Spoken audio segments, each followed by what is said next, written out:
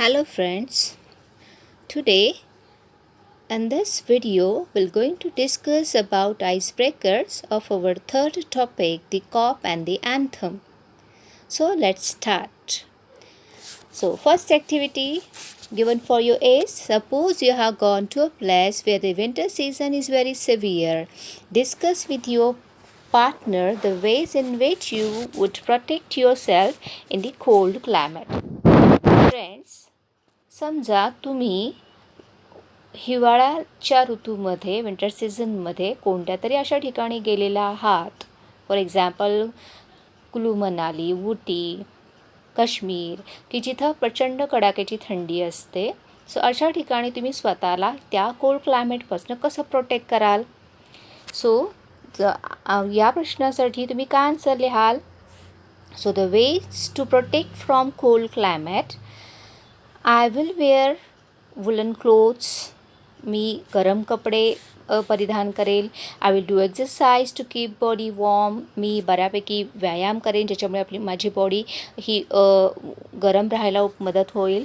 I will take steam bath, I will stay inside the closed room, मी उबदार अशा रूममध्ये स्वतःला बऱ्यापैकी ठेवेन, राहीन.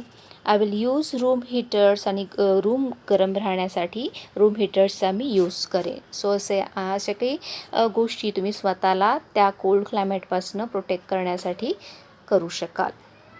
The next activity asked to you is, when you see a cough approaching, you feel either relieved or scared. Discuss with your partner the situations when you feel relieved or scared. या ठिकाणी तुम्हाला काही शब्दांचे अर्थ माहिती असायला पाहिजे. So COP म्हणजे पोलीस. समजा एखादा पोलीस तुम्हाला समोरून येताना दिसतो, तेव्हा कोणत्या प्रकारच्या फिलिंग्स तुमच्या मनात येतात? दोन प्रकारच्या असतात, एक तर रिलीव्ड किंवा स्केअर्ड. काही सर्टन कंडिशनला, सिच्युएशनच्या वेळेला ह्या दोन फिलिंग्स तुमच्या मनामध्ये असतात. मग रिलीव्ड म्हणजे तुम्हाला रिलॅक्स फील होतं, म्हणजे बरं वाटतं त्या व्यक्तीला पाहिल्यानंतर, पोलिसांना पाहिल्यानंतर. किंवा काही कंडिशन अशा असतात की त्यांना पाहिल्यानंतर तुम्हाला स्केअर्ड होतं, म्हणजे भीती वाटते. सो अशा सिच्युएशन्स, असे कंडिशन्स तुम्हाला सांगायचे आहेत की ज्यात तुम्हाला रिलीव्ड होतं, म्हणजे बरं वाटतं, रिलॅक्स फील होतं, आणि काही वेळेला तुम्हाला अशा कंडिशनला तुम्हाला भीती वाटते. मग अशा कोणत्या conditions? For example, I feel relieved seeing the cop approaching, म्हणजे समजा अशी कंडिशन आहे की ज्या वेळेला पोलीस समोरून येत आहेत तेव्हा मला रिलॅक्स फील होतं. मग फॉर एक्झाम्पल त्यांनी एक आपल्याला दिलेला आहे, you are walking alone in a dark street, म्हणजे तुम्ही एखाद्या अंधाऱ्या रस्त्यावरती एकट्याच चाललेला आहात, तेव्हा नक्कीच आपल्याला भीती वाटते, आणि अचानकपणे जर समोर कॉप दिसला तर आपल्याला रिलीफ होतं, म्हणजे बरं वाटतं, रिलॅक्स फील होतं. When I missed my correct way, म्हणजे जेव्हा तुम्ही रस्ता चुकता तेव्हा तुम्हाला तुमच्या मनात भीती वाटते की आपलं घर आपल्याला सापडेल की नाही. सो त्यावेळेला अचानकपणे जर पोलीस दिसले तर आपल्याला रिलीफ होतं, मनाला बरं वाटतं, आधार मिळतो. So when I saw थिप breaking a bank, म्हणजे जेव्हा तुम्ही पाहताय की एखादा चोर हा बँकेवरती दरोडा टाकतो आहे, तेव्हा जर तिथे असलेला एखादा पोलीस अचानकपणे आला तर नक्कीच तुम्हाला रिलीफ फील होतं.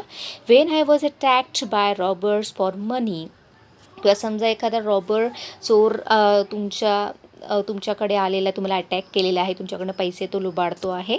सो अशा वेळेला सुद्धा पोलीस असल्यानंतर तुम्हाला रिलीव्ड फील होतं.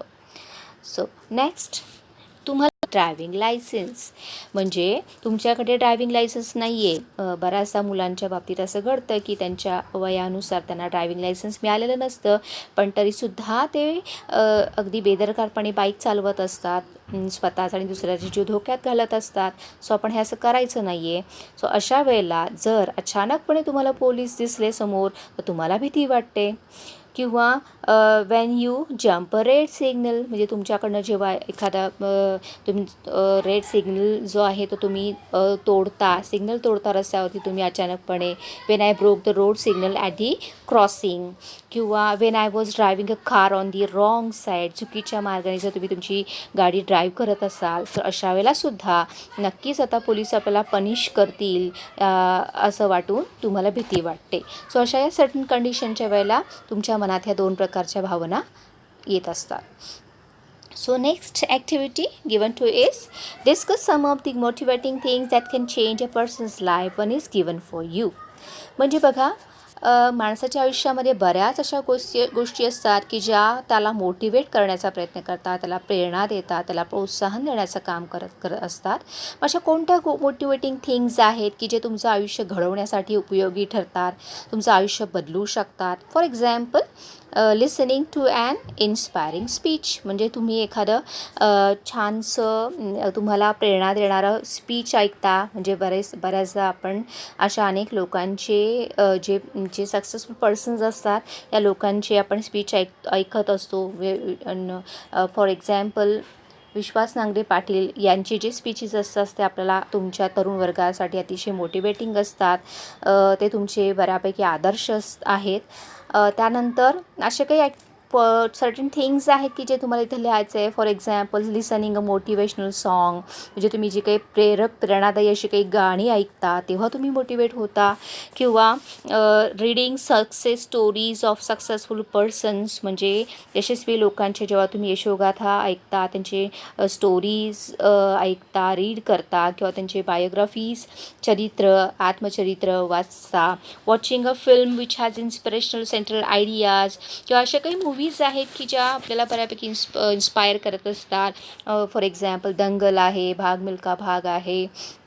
किंवा involving in social work activities. बऱ्याचदा सामाजिक सेवांमध्ये जे काही तुम्ही इन्व्हॉल्वमेंट दाखवता त्यामुळे सुद्धा तुमच्या आयुष्याला एक योग्य दिशा मिळत असते. Attending career development and inspirational seminars. बऱ्याचदा स्वतःचं करिअर डेव्हलप करण्यासाठी आवश्यक असणारे सेमिनार तुम्ही जेव्हा अटेंड करता तेव्हा नक्कीच तुमचं आयुष्य बदलू शकतं. जेव्हा तुम्ही to help the needy people, म्हणजे गरजू लोकांना जेव्हा तुम्ही मदत करता. And to participate in extra curricular activities in the college.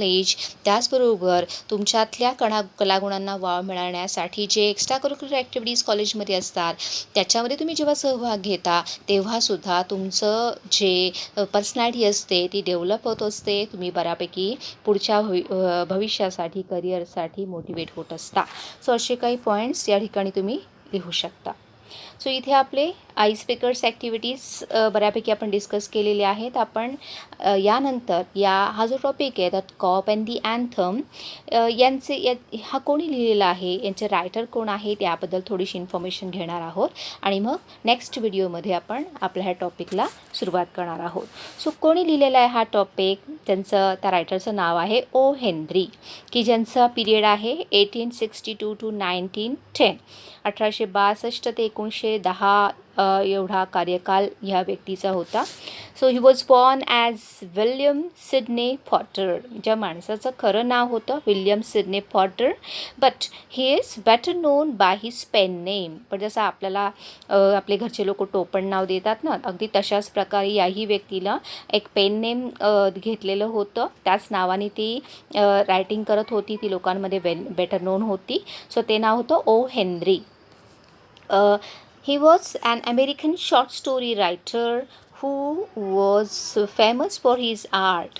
अमेरिकेचे शॉर्ट स्टोरी म्हणजे जे लघुकथा असतात त्याचे ते प्रसिद्ध लेखक होते आणि जे फेमस होते त्यांच्या आर्टसाठी. अँड हिज विटी short stories which had ironic plot twist and surprise endings. So त्यांच्या या शॉर्ट स्टोरीज अतिशय विटी असतात, बऱ्यापैकी आयरॉनिक उपहासात्मक अशा त्या शॉर्ट स्टोरीज आहेत. प्लॉटमध्ये ट्विस्ट असतो, सरप्राईज आपल्याला आश्चर्य वाटेल अशा एंडिंग्स त्यांच्या स्टोरीच्या असतात.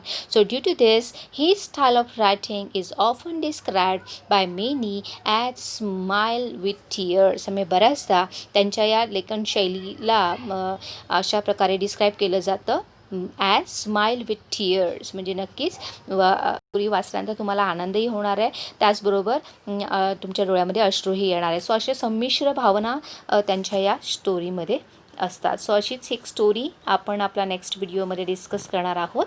जसं टायटल आहे the cop and the anthem. Thank you.